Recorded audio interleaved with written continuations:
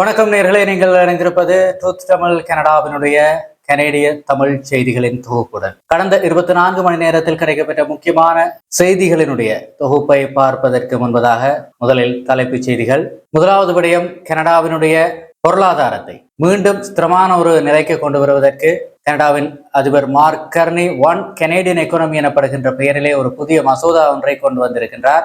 இது எந்த வகையிலான எதிர்வினைகளை கனேடிய பொருளாதாரத்திலே கொடுக்க போகிறது என்று பார்க்க இருக்கின்றோம். அதே போல கனேடிய காட்டுத்தீயினுடைய விளைவுகள் தற்போது கனடாவையும் தாண்டி பிரித்தானியா வரை உணரப்படக்கூடியதாக இருக்கின்றது. அந்த அளவுக்கு மோசமான ஒரு நிலை கனடா முழுவதும் காட்டுத்தீயினால் தற்போது ஏற்பட்டிருக்கின்றது. அந்த புகை பரவலின் காரணமாக அதனுடைய பின்னணிகள் மற்றும் அரசு விடுத்திருக்கின்ற ஒரு சில அறிவித்தல்கள் தொடர்பாக பார்க்க இருக்கின்றோம். அதே போல அமெரிக்கா மீதான பதிலடி வரி விதிப்புகளுக்கு கடந்த காலங்களிலே கனடாவினுடைய அனைத்து மாகாணங்களும் அதீத ஆதரவை கொடுத்து கொண்டிருந்தது. ஆனால் படிப்படியாக அந்த நிலைமை மாறிக்கொண்டிருக்கின்றது. முக்கியமான ஒரு மாகாணம் அமெரிக்க மதுபானங்கள் மற்றும் சூதாட்ட இயந்திரங்கள் மீதான தடையை நீக்கி இருக்கின்றது. இது ஒரு பெரும் விவாத பொருளாக மாறி இருக்கின்றது. இதனுடைய பின்னணி பற்றி பார்க்க இருக்கின்றோம். அதே போல அமெரிக்காவினுடைய மருத்துவத்துறையை ஆட்டங்காண செய்யக்கூடிய அளவிற்கு ஒரு பிக் மூவ் ஒன்றை கனேடிய மாகாணம் ஒன்று எடுத்திருக்கின்றது. இதை பற்றியும் பார்க்க இருக்கின்றோம். இதைவிட மோசமான ஒரு கனேடிய பயங்கரவாதி தற்போது சட்டத்தில் இருக்கின்ற ஒரு சில லூப்ஹோல்ஸை தனக்கு ஆதரவாக பயன்படுத்த பார்க்கின்றானா என்கின்ற ஒரு கோணத்திலே ஒரு மோசமான கொலையாளி தன்னுடைய வழக்கை மேன்முறையீடு செய்திருப்பது ஒரு பெரும் விவாத பொருளாக மாறி இருக்கின்றது. அதனுடைய பின்னணி பற்றி பார்க்க இருக்கின்றோம். இன்னும் பல முக்கியமான செய்திகள் இருக்கின்றது நேயர்களே, அனைத்தையும் விரிவாக பார்க்கலாம். அதற்கு முன்பதாக இந்த வீடியோவுக்கான அனுசரணைகளை வழங்கி கொண்டிருப்பது saint Joseph master construction INC இவர்கள் ஜிடிஏவிலே உங்களுக்கான கட்டுமான வேலைகள் பெரியதோ சிறியதோ அல்லது சிறிய பெரிய ரிப்பேரிங் ஒர்க் உட்பட அனைத்து விதமான கன்ஸ்ட்ரக்ஷன் ரிலேட்டட் ஒர்க்ஸ்கள் பெர்மிட் எடுத்துக் கொடுத்தல் போன்ற அனைத்தையும் செய்து கொடுக்கிறார்கள். தமிழிலேயே நீங்கள் அவர்களை தொடர்பு கொள்ளலாம். தமிழர் ஒருவரின் நிறுவனம். தொடர் விளக்கம் 4164176598. அதேபோல நேயர்களே, உங்களுடைய கனேடிய வியாபாரங்களை கனேடிய தமிழர்களிடையே கொண்டு சென்று சேர்க்க வேண்டும் என்று நீங்கள் விரும்பினால் எமது தளத்திலே உங்கள் விளம்பரங்களை நீங்களும் பதிவு செய்ய முடியும். அதற்கான விளம்பர தொடர் விளக்கம் கீழே கொடுக்கப்படுகின்றது. தேவைப்படுபவர்கள் பயன்படுத்திக் கொள்ளுங்கள். தொடர்ச்சியாக விரிவான செய்திகளை பார்த்தமாக இருந்தால் நேர்களே, முதலாவது மார்க் கர்னியினுடைய கனவு திட்டம், அதுதான் பில்ட் பேபி பில்ட். கனடாவினுடைய பொருளாதாரத்தை அடுத்த கட்டத்திற்கு கொண்டு சென்று அமெரிக்காவினுடைய வர்த்தக நெருக்கடிகளுக்கு பதிலடி கொடுக்கும் விதமாக பிரதமர் மார்க் கர்னி தலைமையிலான லிபரல் அரசாங்கம் ஒரு புதிய அதிரடியான திருத்த மசோதாவை நாடாளுமன்றத்திலே தாக்கல் செய்திருக்கின்றது. ஒன் கனேடியன் எக்கானமி, ஒரே கனேடிய பொருளாதாரம் என பெயரிடப்பட்டிருக்கின்ற இந்த மசோதா தேசத்தை கட்டியெழுப்புகின்ற திட்டங்களை விரைவுபடுத்தவும் உள்நாட்டு வர்த்தக தடைகளை நீக்கவும் அரசாங்கத்திற்கு சிறப்பு அதிகாரங்களை வழங்குகிறது. இந்த உள்நாட்டு வர்த்தக தடைகளை நீக்குகின்ற போது ஏறக்குறைய $200 பில்லியன் அளவிலான பணம் கனேடிய பொருளாதாரத்திலே ஓவர் நைட்டில் பாய்ச்சப்படும். அது பெரிய ஒரு மாற்றத்தை கனேடிய பொருளாதாரத்திலே கொண்டு வரும். அதே போல இந்த மசோதாவை பொறுத்தவரையிலே கடந்த வெள்ளிக்கிழமை இந்த மசோதாவை மார்க் கர்னி தாக்கல் செய்திருந்தார்.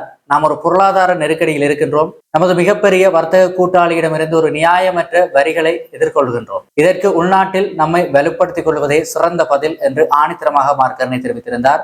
இந்த மசோதாவை எப்படியாவது நிறைவேற்ற நாடாளுமன்ற கூட்டத்தொடரை நீடிக்கவும் தயாராக இருப்பதாக அவர் குறிப்பிட்டார். இந்த மசோதாவினுடைய முக்கிய அம்சங்களை பார்த்தமாக இருந்தால், இந்த புதிய சட்டத்தின்படி அடுத்த 5 ஆண்டுகளுக்கு தேசிய முக்கியத்துவம் வாய்ந்த பெரிய வளர்ச்சி திட்டங்களுக்கு நிபந்தனைகளுடன் கூடிய முன் ஒப்புதல் வழங்கப்படும். இதன் மூலம் ஒரு திட்டத்தை செயற்படுத்தலாமா வேண்டாமா என்று விவாதிப்பதற்கு பதிலாக அதை எப்படி செயற்படுத்துவது என்பதில் மட்டும்தான் கவனம் செலுத்தப்படும். எந்த திட்டங்களை தேர்ந்தெடுப்பது என்பதற்கு தெளிவான வரையறைகள் இல்லாவிட்டாலும் கனடாவினுடைய காலநிலை இலக்குகள், பழங்குடி மக்களின் நலன்கள் ஆகியவற்றை கருத்தில் நிச்சயமாக கொள்ளுவோம் என்று சொல்லி மசோதா கூறுகிறது. ஆனால் எந்த ஒரு காரணியையும் கருத்தில் கொண்டு திட்டங்களை தேர்ந்தெடுக்க மத்திய அமைச்சரவை பெடரல் கேபினட்டிற்கு இது பரந்த ஒரு அதிகாரத்தை கொடுத்திருக்கின்றது. மேலும் விரைவுபடுத்தப்படும் திட்டங்களுக்கு எந்தெந்த கூட்டாட்சி சட்டங்கள் மற்றும் விதிமுறைகள் பொருந்தும் என்பதை அமைச்சரவை தான் தீர்மானிக்க முடியும். இதன் மூலம் திட்டங்களுக்கான ஒப்புதல் காலத்தை 2 ஆண்டுகளுக்குள் முடிக்க அரசாங்கம் இலக்கு வைத்திருக்கின்றது.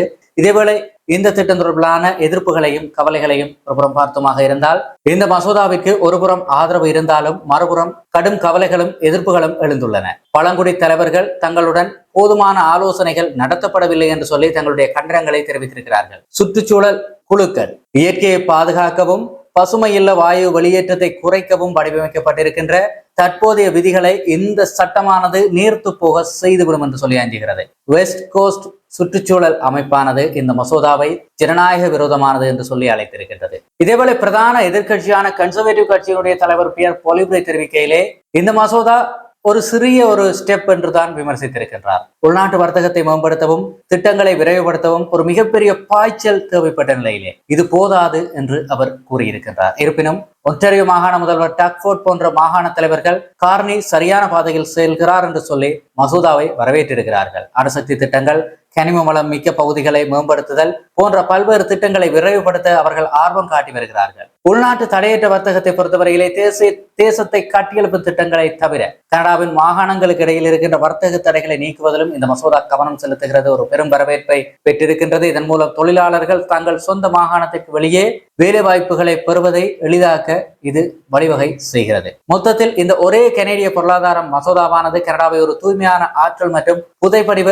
எரிபொருள் வல்லரசாக மாற்றும் என்கின்ற கனேடிய அதிபரினுடைய அதாவது கார்னியினுடைய லட்சிய திட்டத்திலே இது ஒரு முக்கிய படியாக பார்க்கப்படுகிறது. ஆனால் அது சுற்றுச்சூழல் மற்றும் ஜனநாயக விழுமியங்களுடன் எவ்வாறு சமரசம் செய்ய போகிறது என்பது $1 மில்லியன் கேள்வியாகவும் பல விவாதங்களை உருவாக்குகிற ஒரு மைய புள்ளியாகவும் மாறியிருக்கின்றது. அடுத்த முக்கியமான செய்தியை பார்த்தோமாக இருந்தால் கனேடிய காட்டுத்தீ தொடர்பிலே ஒரு எச்சரிக்கை விடுக்கப்பட்டிருக்கின்றது. கனடாவின் மேற்கு பகுதியிலே பற்றி எறிகின்ற காட்டுத்தீயினுடைய கோர தாண்டவம் இன்னும் முடிவுக்கு வராத சூழ்நிலையிலே அதனுடைய புகை மண்டலம் கனடாவினுடைய முக்கிய நகரங்களை சூழ்ந்து காற்று தரத்தை அபாய கட்டத்திற்கு கொண்டு சென்றிருக்கின்றது. டொரண்டோ, ஒட்டாவா, மொன்ட்ரியல் போன்ற முக்கிய நகரங்களில் வசிக்கும் மக்கள் வெள்ளிக்கிழமை காலை எழுந்தபோது புகை மற்றும் மூடுபனியால் மூடப்பட்ட வானத்தை அவதானித்திருப்பார்கள். இதனால் காற்றின் தர எச்சரிக்கை தற்போது விடுக்கப்பட்டிருக்கின்றது. மக்கள் முகக்கவசம் அணிய தொடங்கி இருக்கிறார்கள். கனடாவில் தற்போது முழுவதுமாக 210க்கும் மேற்பட்ட இடங்களிலே காட்டுத்தீ எரிந்து வருகிறது. வறண்ட வானிலை, வழக்கத்திற்கு மாறான வெப்பநிலை மற்றும் பலத்த காற்று ஆகியவை தீப்பரவலுக்கு சாதகமாக அமைந்துள்ளன. சஸ்கட்சவன் மற்றும் மனிடோபா இந்த இரு மாகாணங்களிலும் பார்த்தமாக இருந்தால் நேர்களே நிலைமை மிக மோசமாக இருப்பதனால் மாகாணம் தழுவிய அவசரகால நிலை பிரகடனப்படுத்தப்பட்டிருக்கின்றது. 2 மாகாணங்களிலும் சுமார் 32,000 மக்கள் தங்களுடைய வீட்டை விட்டு வெளியேற்றப்பட்டிருக்கிறார்கள். அல்பர்டா மற்றும் பிரிட்டிஷ் கொலம்பியா பகுதிகளில் பார்த்தமாக இருந்தால் அல்பர்டாவிலே 50க்கும் மேற்பட்ட சிறிய தீ விபத்துகளும், பிரிட்டிஷ் கொலம்பியாவிலே சுமார் 65 காட்டுத்தீ சம்பவங்களும் பதிவாகி இருக்கிறது. இங்கு ஆயிரக்கணக்கான மக்கள் பாதுகாப்பான இடங்களுக்கு மாற்றப்பட்டிருக்கின்றார்கள். இந்த புகையினுடைய பயணத்தை பார்த்தோமாக இருந்தால் மேற்கு கனடாவில் உருவாகின்ற இந்த அடர்த்தியான புகையானது கிழக்கு நோக்கி பயணித்து ஒன்டாரியோ மற்றும் கியூபெக் மாகாணங்களையும் பாதித்திருக்கின்றது. கனடாவினுடைய சுற்றுச்சூழல் ஆய்வு மையத்தின் கூற்றுப்படி அடுத்த சில நாட்களுக்கு டொரண்டோ, ஒட்டாவா உள்ளிட்ட பல நகரங்களில் புகைமூட்டம் நீடிக்கும் என்று சொல்லி எச்சரித்திருக்கிறார்கள். ஆச்சரியப்படுத்தும் விதமாக இந்த புகை கனடாவின் எல்லையை தாண்டி அமெரிக்காவின் மினசோட்டா, நியூயார்க், புளோரிடா போன்ற மாநிலங்களையும் அட்லாண்டிக் பெருங்கடலை கடந்து ஐரோப்பாவின் கிரீஸ் வரையிலும் பயணித்திருப்பதாக ஐரோப்பிய கண்காணிப்பு சேவையும் தெரிவித்திருக்கின்றது. இதேவேளை நேயர்கள் அறிந்திருக்க வேண்டிய காற்றுத்தர குறியீடுகள் தொடர்பிலே பார்த்தமாக இருந்தால் 1 தொடக்கம் 3 வரையிலான குறியீடு குறைந்த ஆபத்து, இதனால் பெரும்பாலானோருக்கு பாதிப்பு ஏற்பட போவதில்லை. 4 தொடக்கம் 6 என்பது மிதமான ஆபத்து, இருமல், தொண்டை எரிச்சல் போன்றவை ஏற்படலாம். 7 தொடக்கம் 10 என்பது அதிக ஆபத்து, இதிலே அனைவரும் வெளிப்புற செயற்பாடுகளை குறைத்துக் கொள்ள வேண்டும். 10+ என்பது மிக மிக ஆபத்து, வெளிப்புற நடவடிக்கைகளை முக்கியமாக தவிர்த்து கொள்ள வேண்டும். முடிந்த அளவிற்கு வெளியே செல்பவர்கள் பாதுகாப்பான சரியான முகக்கவசங்களை அணியுங்கள். N95, KF94 போன்ற தரமான நன்கு முகத்திற்கு பொருந்தக்கூடிய முகக்கவசங்களை அணிவது உங்களை ஓரளவுக்கு பாதுகாக்கும். முடிந்த அளவுக்கு குழந்தைகள், முதியவர்கள், கர்ப்பிணி பெண்கள் மற்றும் ஆஸ்துமா, இதய நோய் அல்லது நீரிழிவு போன்ற நாட்பட்ட நோய்கள் உள்ளவர்கள் அதிக எச்சரிக்கையுடன் இருக்க வேண்டும் என்றும் தெரிவிக்கப்பட்டிருக்கின்றது. முடிந்த அளவிற்கு இந்த தகவல்களை உங்கள் உறவுகள், நண்பர்களுடனும் பகிர்ந்து கொள்ளுங்கள் நேயர்களே. அதே போல அடுத்த முக்கியமான செய்தியை பார்த்தமாக இருந்தால் அமெரிக்க மதுபானங்கள் மற்றும் சூதாட்ட இயந்திரங்கள் மீதான தடையை தற்போது ஆல்பர்டா நீக்கி இருக்கின்றது. வர்த்தக பேச்சுவார்த்தைகளுக்கு இது வழிவகுக்கும் என்று எதிர்பார்க்கப்படுகின்றது. அமெரிக்காவின் வர்த்தக கட்டணங்களுக்கு பதிலடியாக விதிக்கப்பட்டிருந்த தடையை 3 மாதங்களுக்கு பிறகு விலகிக் கொண்டு அமெரிக்காவிலிருந்து மதுபானங்கள் மற்றும் சூதாட்ட இயந்திரங்களை மீண்டும் வாங்க தொடங்குவதற்கான அனுமதியை கனடாவினுடைய அல்பர்டா மாகாணம் கொடுத்திருக்கின்றது. இந்த நடவடிக்கை அமெரிக்காவுடனான திறந்த மற்றும் நியாயமான வர்த்தகத்திற்கான புதுப்பிக்கப்பட்ட அர்ப்பணிப்பை குறிக்கிறது என்று சொல்லி அமைச்சர் டேலி மேலி தெரிவித்திருக்கின்றார். இதேவேளை பிரிட்டிஷ் கொலம்பியாவை பொறுத்தவரையிலே $5 மில்லியன் அளவிலான ஒரு பிரம்மாண்ட பிரச்சாரத்தை அமெரிக்காவிலே செய்து கொண்டிருக்கிறார்கள். இதனூடாக டொனால்ட் ட்ரம்பினுடைய நிர்வாகத்தின் கீழ் அமெரிக்காவில் நிலவி வருகின்ற நிச்சயமற்ற சூழலிலே அமெரிக்காவில் இருக்கின்ற மருத்துவர்கள் மற்றும் செவிலியர்களுக்கு ஈர்ப்பை ஏற்படுத்தி அவர்களை பிரிட்டிஷ் கொலம்பியாவிற்கு வரவேற்கின்ற செயற்பாட்டை பிரிட்டிஷ் கொலம்பியாவினுடைய சுகாதார அமைச்சர் ஜோசி ஆஸ்போர்ன் செய்ய போகிறார். குறிப்பாக $5 மில்லியன் செலவிலே இந்த பிரச்சாரத்துக்கு பயன்படுத்தப்படும். அவை சோசியல் மீடியாவை பயன்படுத்திய பிரச்சாரங்களாக இருக்கலாம், அல்லது நெட்ஃபிளிக்ஸ் போன்ற தளங்களை பயன்படுத்திய பிரச்சாரங்களாக இருக்கலாம். தவிர்த்து விளம்பர திரைகள், பாட்காஸ்ட்கள் போன்ற பல வகைகளிலே இந்த பிரச்சாரங்களை மேற்கொண்டு, அதாவது கலிபோர்னியா மாகாணத்தில் உள்ள சுகாதார மையங்களுக்கு அருகாமையிலே சுமார் 16 கிலோமீட்டர் தொலைவுக்கு ஆயிரக்கணக்கான விளம்பர திரைகள் இதற்கு பயன்படுத்தப்படும் என்று தெரிவிக்கப்பட்டிருக்கின்றது. இதனூடாக அங்கிருக்கின்ற மருத்துவர்களை, செவிலியர்களை தம்பசம் அழைக்கின்ற ஒரு செயற்பாட்டில் இவர் ஈடுபட இருக்கின்றார். இது நிச்சயமாக அமெரிக்காவினுடைய மருத்துவத்துறைக்கு கடும் சவால்களை ஏற்படுத்தும் என்று சொல்லப்படுகின்றது. அதேபோல அடுத்த முக்கியமான செய்தியை பார்த்தமாக இருந்தால், கனடாவையே உலுக்கிய ஒரு முஸ்லிம் குடும்ப படுகொலை வழக்கிலே பயங்கரவாத தாக்குதல் என்று நிரூபிக்கப்பட்டு ஆயுள் தண்டனை விதிக்கப்பட்ட நபர் ஒருவர் தனது தீர்ப்பை எதிர்த்து 3 முக்கிய காரணங்களின் அடிப்படையிலே மேன்முறையீடு செய்திருக்கின்றார். இந்த செய்தியானது பாதிக்கப்பட்ட குடும்பத்தினருக்கும் கனேடிய முஸ்லிம் சமூகத்தினருக்கும் மாறாத ஒரு ரணத்தை மீண்டும் ஏற்படுத்தி இருக்கிறது. கடந்த 2021 ஆண்டு ஜூன் மாதம் 6ஆம் தேதி ஒன்டாரியோவின் லண்டன் நகரின் மாலை நேர நடைப்பயிற்சியில் ஈடுபட்டுக் கொண்டிருந்த அப்சல் எனப்படுகின்ற நபரின் குடும்பத்தின் மீது நத்தானியல் வெல்ட்மன் எனப்படுகின்ற நபர் ட்ரக் வண்டியை ஏற்றி ஒரு ரேம்பிங் அட்டாக்கை செய்திருந்தார்.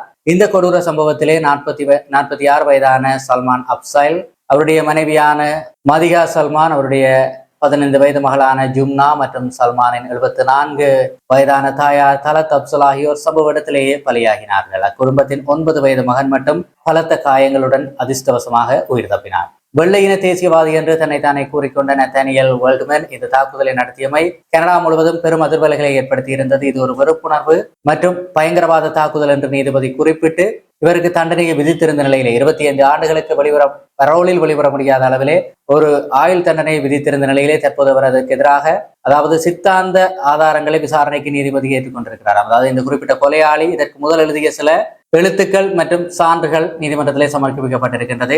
இவற்றை விசாரணைக்கு ஏற்றுக்கொண்டு தன் மீதான தீர்ப்புக்கு ஆதாரமாக பயன்படுத்தியது தவறு என்று சொல்லி, அதாவது நீதிபதி பயன்படுத்திய தவறு என்று சொல்லி மேன்முறையீட்டிலே ஒரு முக்கிய காரணத்தை வைத்திருக்கிறார். அதே போல காவல்துறை தன்னிடமிருந்து பெற்ற வாக்குமூலத்திலே உரிமை மீறல் இருப்பதாக கூறியிருக்கின்றார். அதே போல தன்னுடைய விசாரணையானது ஒரு தவறான விசாரணை, மிஸ்ட்ரையல் என்று சொல்லி அதற்கு எதிரான ஒரு விசாரணை கோரிக்கையை கோரிய போது அது நிராகரிக்கப்பட்டதாக ஒரு விடயத்தை முன்வைத்திருக்கின்றார். இந்த அடிப்படையிலே அவர் மேன்முறையீட்டை செய்திருக்கின்றார். இந்த மேன்முறையீடு எப்போது செய்யப்பட்டிருக்கிறது என்று சொன்னால், அந்த அப்சல் எனப்படுகின்ற நபருடைய குடும்பம் கொல்லப்பட்ட 4வது ஆண்டு நினைவு தினம் அன்று இந்த மேன்முறையீடு செய்யப்பட்டிருக்கின்றது. அது கோயின்சிடென்டாகவும் இருக்கலாம், அல்லது திட்டமிட்ட முறையிலே அதே தினத்திலே அந்த மேன்முறையீடு செய்யப்பட்டும் இருக்கலாம். ஆனால் அது கனேடிய முஸ்லிம் சமூகத்தின் மத்தியிலே மீண்டும் ஒரு ஆறாத ரணத்தை ஏற்படுத்தி இருக்கின்றது. நிச்சயமாக நியாயபூர்வமான ஒரு தீர்ப்பு வழங்கப்படும் என்று எதிர்பார்க்கப்படுகின்றது. அடுத்த முக்கியமான செய்தியை பார்த்தமாக இருந்தால் நேயர்களே, சப்ரினா கவுல்தார் எனப்படுகின்ற ஒரு பெண் ஒரு மிகப்பெரிய கொலையாளியாக பார்க்கப்படுகின்றார். 3 கொலைகளை அவர் வெவ்வேறு இடங்களிலே, கனடாவின் வெவ்வேறு நகரங்களிலே